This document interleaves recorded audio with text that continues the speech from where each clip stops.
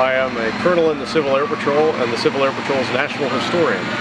And today I am wearing a 1955 Air Force winter uniform that has been modified for Civil Air Patrol use, which involves changing out the buttons. Underneath, the dress code also involves changing the buttons. We wear a particular CAP cutouts on our lapels, and we also wear a patch over the right breast pocket. Civil Air Patrol is this year celebrating its 75th anniversary as the civilian auxiliary of the United States Air Force. We have several notable individuals interred here at Arlington National Cemetery. Among them are Brigadier General Earl L. Johnson. He was CAP's second national commander, our primary wartime commander from 1 April of 1942 when he took office through the late summer of 1945, at which point he, in his part of his Army Air Force's duties, actually went overseas to Europe and North Africa to help dispose of surplus military aircraft.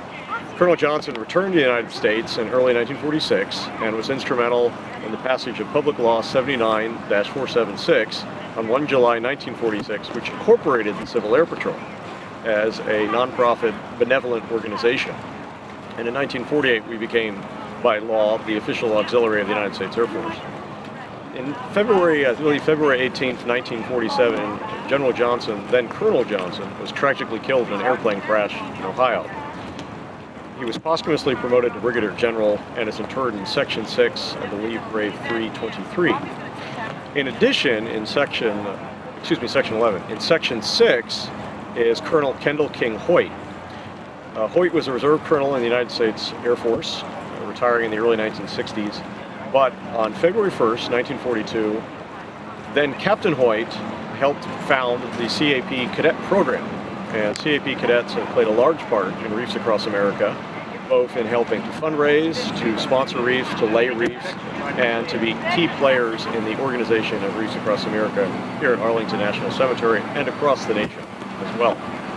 So we're very proud of our organization and thought it only fitting that CAP history should be here taking part in this inaugural Living History effort.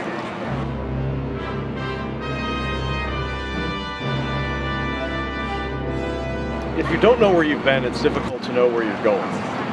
And far too often, history is a static,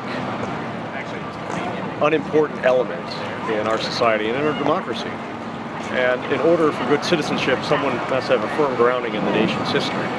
Arlington National Cemetery represents all of American history. We have members here who have served in every American conflict, and we've had individuals here from all states, and in many cases almost every nation on earth, as somebody who became an American citizen and is interred here at Arlington National Cemetery. And the more that we can encourage the American people of all ages to take part in their history, to spend a day, to come out to Arlington, to learn perhaps about a relative, to learn about somebody from your state, perhaps a local individual who was killed and interred here at the cemetery, will have a far better understanding of what exactly it means to be an American, what exactly is a democracy, and furthermore, what are those ideals that we need to carry forth into the coming decades.